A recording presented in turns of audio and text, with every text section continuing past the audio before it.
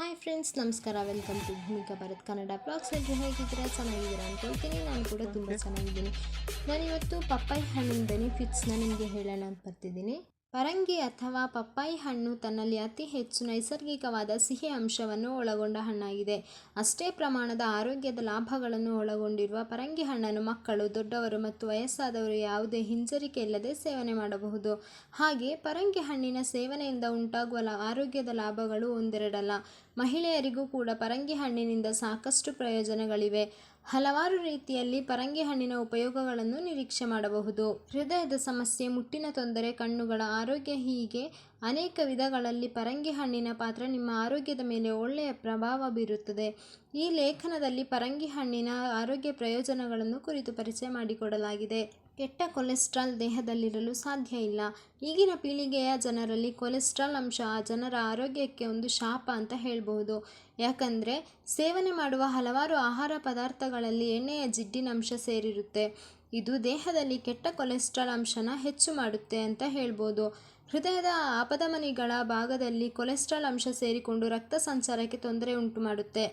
ಇದರಿಂದಾಗಿ ಯಾವುದೇ ಸಂದರ್ಭದಲ್ಲಿ ಬೇಕಾದರೂ ಹೃದಯಾಘಾತ ಸಂಭವಿಸಬಹುದು. ಹೃದಯ ರಕ್ತನಾಳದ ಹಲವಾರು ಕಾಯಿಲೆಗಳಿಗೂ ಕೂಡ ಇದೇ ಕೆಟ್ಟ ಕೊಲೆಸ್ಟ್ರಾಲ್ ಅಂಶ ಕಾರಣ ಆಗುತ್ತೆ. ವಿಜ್ಞಾನಿಗಳು ತಮ್ಮ ಪ್ರಯೋಗಾಲಯದಲ್ಲಿ ಇಲಿಗಳ ಮೇಲೆ ಪರಂಗಿ ಹಣ್ಣಿನ ಆಹಾರ ಪದ್ಧತಿಯ ಮೂಲಕ ಅಧ್ಯಯನ ನಡೆಸಿ ಒಂದು ವಿಚಾರನ ಬಯಲು ಮಾಡಿದ್ದಾರೆ. ಅದೇನೆಂದರೆ, ದೇಹದ ಕೆಟ್ಟ ಕೊಲೆಸ್ಟ್ರಾಲ್ ಅಂಶವನ್ನು ಕಡಿಮೆ ಮಾಡಿಕೊಳ್ಳಲು ಜನರು ತಮ್ಮ ಆಹಾರ ಪದ್ಧತಿಯಲ್ಲಿ ಆಗಾಗ ಪರಂಗಿ ಹಣ್ಣನ್ನು ಸೇರಿಸಿ ಸೇವನೆ ಮಾಡೋದು ಒಳ್ಳೆಯದು, ಆರೋಗ್ಯದ ಬೆಳವಣಿಗೆ ಆಗಿದೆ ಅನ್ನೋ ಅಭಿಪ್ರಾಯನ ವ್ಯಕ್ತಪಡಿಸಿದ್ದಾರೆ. ಹಾಗೆ ದೇಹದ ತೂಕ ಕಡಿಮೆ ಮಾಡಿಕೊಳ್ಳುವ ಸುಲಭ ತಂತ್ರ ಅಂತ ಕೂಡ ಹೇಳ್ಬೋದು.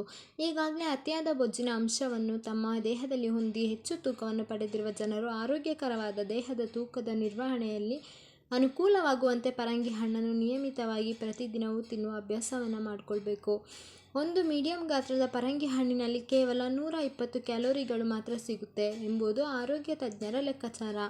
ಇದರ ಜೊತೆಗೆ ಪರಂಗಿ ಹಣ್ಣಿನಲ್ಲಿ ನಾರಿನ ಅಂಶ ಹೆಚ್ಚು ಸಿಗುವುದರಿಂದ ಬೇರೆ ಬಗೆಯ ಅನಾರೋಗ್ಯಕರ ಆಹಾರಗಳನ್ನು ತಿನ್ನಬೇಕು ಎನ್ನುವ ನಿಮ್ಮ ಭಾವನೆಗಳಿಗೆ ಕಡಿವಾಣ ಹಾಕಿ ನಿಮ್ಮ ದೇಹದ ತೂಕವನ್ನು ನಿರ್ವಹಣೆ ಮಾಡುತ್ತದೆ.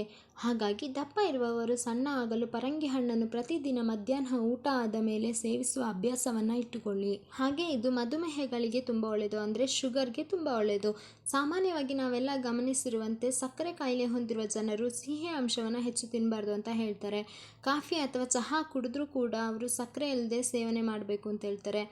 ಆದರೆ ಹಣ್ಣುಗಳಲ್ಲಿ ಕಂಡುಬರುವ ನೈಸರ್ಗಿಕವಾದ ಸಕ್ಕರೆ ಅಂಶ ಮಧುಮೇಹಿ ರೋಗಿಗಳಿಗೆ ತುಂಬ ಒಳ್ಳೆಯದು. ಪರಂಗಿ ಹಣ್ಣು ನಿಮ್ಮ ಅತ್ಯದ್ಭುತ ಆಯ್ಕೆಗಳಲ್ಲಿ ಒಂದಾಗಿದ್ದರೆ ನಿಮ್ಮ ಆರೋಗ್ಯ ಬಹಳಷ್ಟು ಸುಧಾರಿಸುತ್ತದೆ. ಪರಂಗಿ ಹಣ್ಣು ಸೇವನೆಯಿಂದ ನಿಮ್ಮ ದೇಹಕ್ಕೆ ಫೈಟೋನ್ಯೂಟ್ರಿಯೆಂಟ್ಸ್ ಅಂಶಗಳು ಮತ್ತು ವಿಟಮಿನ್ ಅಂಶಗಳು ಸಾಕಷ್ಟು ಸಿಗುವಂತಾಗಿ ಹೃದಯ ಕಾಯಿಲೆಗಳಿಂದ ನಿಮ್ಮನ್ನು ದೂರ ಇರಿಸುತ್ತೆ. ಕಣ್ಣುಗಳ ಆರೋಗ್ಯ ಸುಧಾರಿಸುತ್ತೆ. ಫ್ಲೇವನಾಯ್ಡ್ ಅಂಶಗಳು ಮತ್ತು ವಿಟಮಿನ್ ಎ ಅಂಶ ಯಥೇಚ್ಛವಾಗಿ ಸಿಗುವ ಕಾರಣದಿಂದ ಕಣ್ಣುಗಳಿಗೆ ಪರಂಗಿ ಹಣ್ಣು ತುಂಬ ಒಳ್ಳೆಯದು ಎನ್ನೋ ಮಾಹಿತಿ ಇದೆ. ಕಣ್ಣುಗಳ ಶಸ್ತ್ರಚಿಕಿತ್ಸೆ ಮಾಡಿಕೊಂಡು ಮನೆಯಲ್ಲಿ ಇರುವವರು ಕೂಡ ಪರಂಗಿ ಹಣ್ಣಿನ ಸೇವನೆ ಮಾಡಿದರೆ ಬಹಳಷ್ಟು ಬೇಗನೆ ಹುಷಾರಾಗಬಹುದು. ಕಣ್ಣುಗಳ ಒಳಪದರವನ್ನು ತಂಪಾಗಿ ನೋಡಿಕೊಂಡು ದೃಷ್ಟಿಯನ್ನು ಹೆಚ್ಚು ಮಾಡುವ ಗುಣ ಪರಂಗಿ ಹಣ್ಣಿನಲ್ಲಿ ಕಂಡುಬರುತ್ತೆ. ವಯಸ್ಸಾದಂತೆ ಉಂಟಾಗುವ ಕಣ್ಣಿನ ಪೊರೆ ಸಮಸ್ಯೆಯನ್ನು ಪರಂಗಿ ಹಣ್ಣು ಕೂಡ ಬರಲು ಬಿಡುವುದಿಲ್ಲ.